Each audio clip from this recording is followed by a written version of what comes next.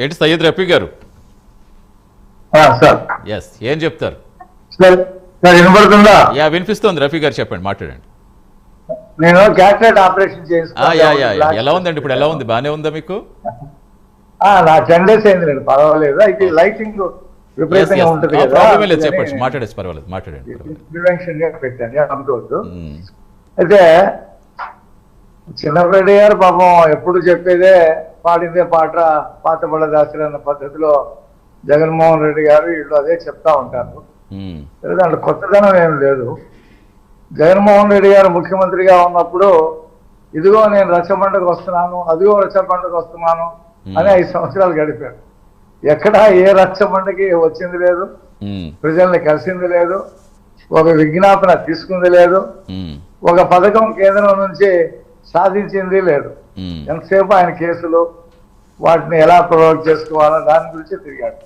94 కేంద్ర ప్రభుత్వ పథకాలు మ్యాచింగ్ గ్రాంట్స్ ఇస్తే వచ్చాయి. వాటి అన్నింటినీ కూడా మూలపెట్టి ఒక్కటి కూడా తీసుకురాలా. మేము 84 రెస్టాలు చేశాం. అందులో రైల్వే లైన్లు కూడా ఉన్నాయి. కాబట్టి మేము రాష్ట్రానికి సంబంధించినటువంటి ప్రతి అంశాన్ని ఈ కేంద్ర ప్రభుత్వం నుంచి వాడుకుంటున్నాం. ఇక ఈ పరిశ్రమలు ఏ రకంగా వాటిని సాధించడానికి లోకేష్ గారు కానీ చంద్రబాబు గారు కానీ ఎంత కృషి చేస్తున్నారు ఆంధ్రప్రదేశ్ ప్రజలకు తెలుసు. ఓ పక్కన రాజధానిలో నిర్మాణం, దానికి సంబంధించినటువంటి పనులు శరవేగంగా జరుగుతూ ఉన్నాయి. పోలవరం కూడా పండ పెట్టేశారు, దాన్ని గోదావరిలో కలిపేశారు, అది కూడా బ్రహ్మాండంగా జరుగుతూ ఉంది. గోవాపురం విమానాశ్రయం గాలికి వదిలేశారు, అది రేపు నెక్స్ట్ ఇయర్ మార్చి ఏప్రిల్లోనే ప్రారంభం కాబోతాం. ఎందుకంటే ఎప్పుడైతే world connectivity airports, 5 star hotels, recreation centres ఇవన్నీ ఉంటాయో విదేశీ పెట్టుబడిదారులు రావడానికి ఇష్టపడతారు. ఆ ఇన్ఫ్రాస్ట్రక్చర్ ని డెవలప్ చేస్తున్నాం. గూగుల్ లాంటి ప్రతిష్టాత్మకమైనటువంటి వెంచర్ని తీసుకొచ్చాం. ఇవాళ గూగుల్ CEO చెప్పారు మేము పని ప్రారంభిస్తున్నాం. ఇప్పుడు వాళ్ళకి ఇచ్చే భూముల మీద కోర్టుకు వెళ్ళి స్టేలు తెస్తున్నారు. చచ్చిపోయిన వాళ్ళ పేర్ల మీద అఫిడవిట్లు వేసి. ఇవన్నీ ఆగవు. ఎంత చేసినా సూర్యుడు ముందు అరచేయి పెట్టినా, జగన్మోహన్ రెడ్డి పెట్టినా ఏం ఆగో. ఖచ్చితంగా గూగుల్ ప్రారంభమవుతుంది. ఎకో సిస్టమ్ డెవలప్ అయిన తర్వాత విశాఖపట్నం చుట్టూ అనేక సాఫ్ట్వేర్ కంపెనీలు వస్తాయి. అమరావతిలో అనేక కేంద్ర ప్రభుత్వ సంస్థలు వస్తున్నాయి. నిర్మలా సీతారామన్ గారు బ్యాంకింగ్స్ కి ఓపెనింగ్ చేయడానికి వస్తున్నారు, శంకుస్థాపన చేయడానికి. అన్ని శరవేగంగా జరుగుతున్నాయి. ఒక పత్రికలో ఈ మధ్య తుఫాను వచ్చిన సందర్భంగా రోడ్లు పాడైపోతే ఆ ఫోటోలు వేస్తే ముఖ్యమంత్రి ఇమ్మీడియట్ గా స్పందించి డిసెంబర్ కల్లా ఆ రోడ్లు కంప్లీట్ చేయాలని చెప్పి మనీ గ్రాంట్ చేయడం జరిగింది. కృష్ణబాబు గారితో మీటింగ్ కూడా కాంట్రాక్టర్లకి ఇవ్వటం జరిగింది. జగన్మోహన్ రెడ్డి హయాంలో కాంట్రాక్టర్లు చిప్పలు పట్టుకొని అడుక్కునేటువంటి పరిస్థితి, వాళ్ళు ధర్నా చేసే పరిస్థితి.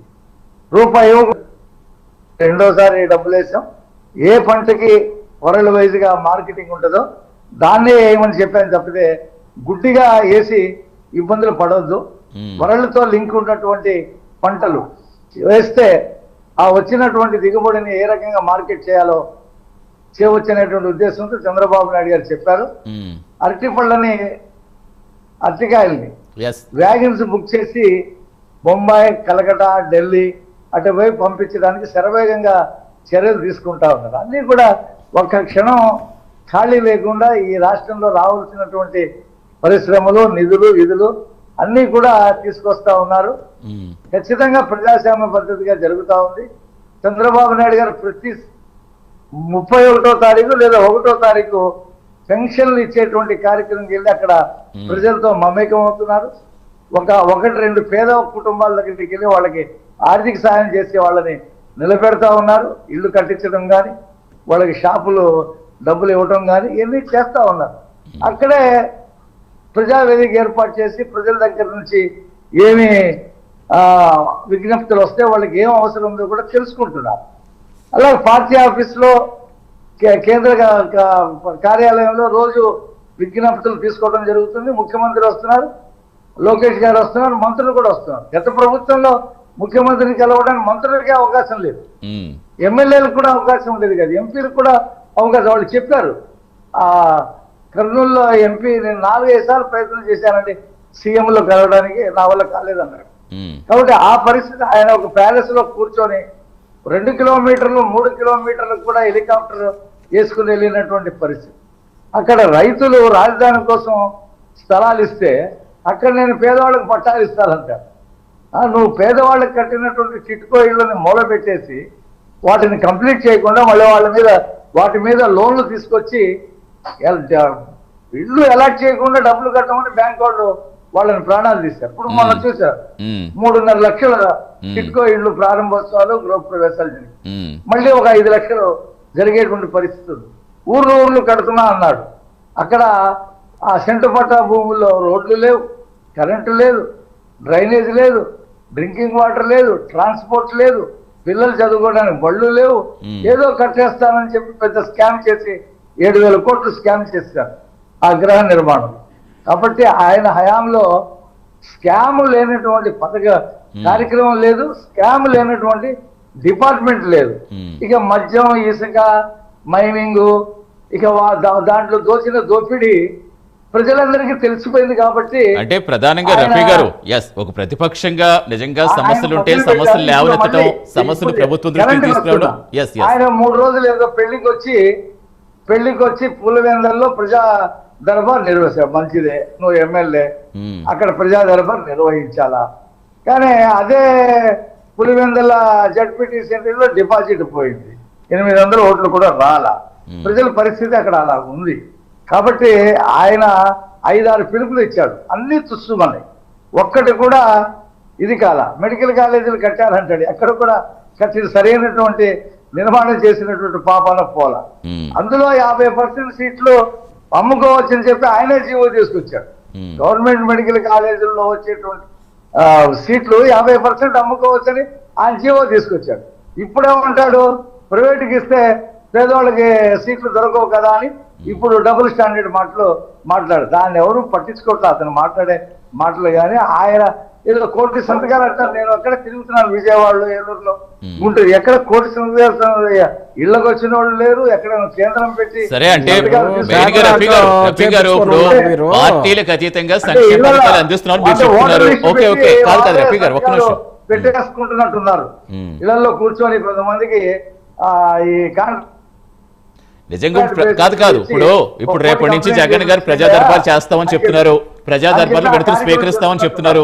నిజంగా విడతల్లో సంక్షేమ పథకాలు వారికి అందలేదు అని వస్తే వీటికి మీరు పరిష్కరిస్తారా?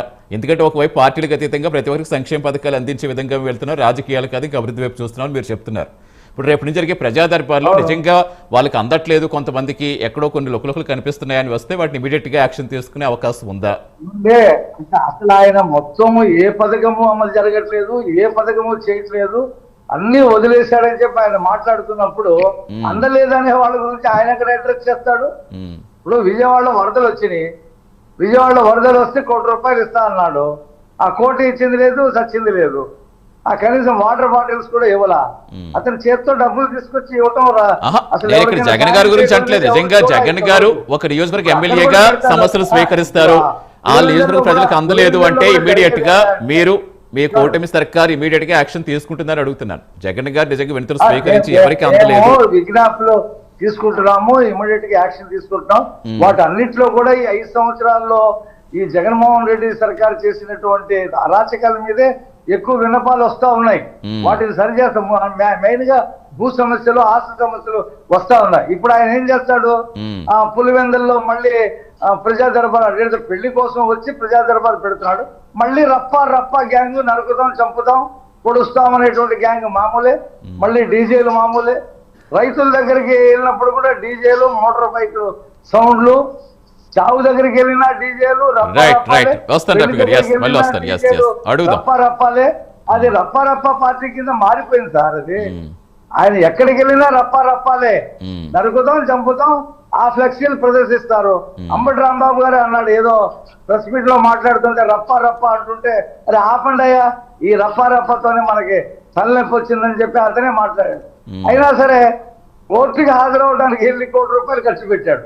ఈ రప్ప గ్యాంగ్ 2,000 రూపాయలు ఇచ్చి రాష్ట్ర వ్యాప్తంగా పిలిపించుకొని వాళ్ళకి భోజనాలు మందు గిందు అంతా పెట్టి ఎయిర్పోర్ట్ నుంచి అక్కడికి ఆ రప్ప చేశాడు. మళ్ళీ బెంగళూరు వెళ్ళిపోయాడు. ఇప్పుడు ప్రజల్లో ఏంటంటే జగన్మోహన్ రెడ్డి ఏదైనా ఊరు వస్తున్నాడంటే భయపడేటువంటి పరిస్థితి. ఎందుకంటే ఆయన చుట్టూ ఈ రప్ప గ్యాంగ్ కత్తులు పట్టుకొని విన్యాసాలు చేసేవాళ్ళు. రైట్ అండి. వస్తారు రఫీ గారు, మిగతా ఇంకా వాసులు తీసుకుని మళ్ళీ వద్దాం. ఇక్కడ మాట సార్, గతంలో ఆయన పరిపాలన చూసి పక్కన పెడితే ప్రతిపక్షంలోకి వచ్చిన తర్వాత ఈ రఫా గ్యాంగ్ తో ఈ గంజాయి వాళ్ళని వెళ్ళి పరామర్శించడం, నేరాలు చేసిన వాళ్ళ దగ్గరికి వెళ్ళి పరామర్శలు చేయడం, అక్కడ మిర్చి రైతులు పలకరించడానికి వెళ్ళి ఆ మిర్చి బస్తాలు ఎత్తుకుని వెళ్ళిపోవటం, మామిడి రైతుల దగ్గరికి వెళ్ళి అప్పుడే మామిడికాయలు తీసుకొచ్చి రోడ్డు మీద పెట్టి ట్రాక్టర్లతో తొక్కించడం, పొగాకు పేర్లు ఎత్తుకుపోవడం, ఇవన్నీ చూశారు జనాలు. వస్తున్నాడంటే రఫీ గారు కాదు, ఒక నిమిషం తీసుకుంటే వాళ్ళ వాయిస్ తీసుకోవాలి కదా, తీసుకున్నాక ఒక నిమిషం రఫీ గారు. జరగని ప్రతిపక్షంలో ఉన్నటువంటి వ్యక్తి ఎలా చేయాలా ప్రజలకు? రఫీ గారు వస్తాను మీ దగ్గరికి, మళ్ళీ వస్తాను రఫీ గారు. ఒక్క నిమిషం రఫీ గారు మళ్ళీ ఆన్సర్ దిగారు.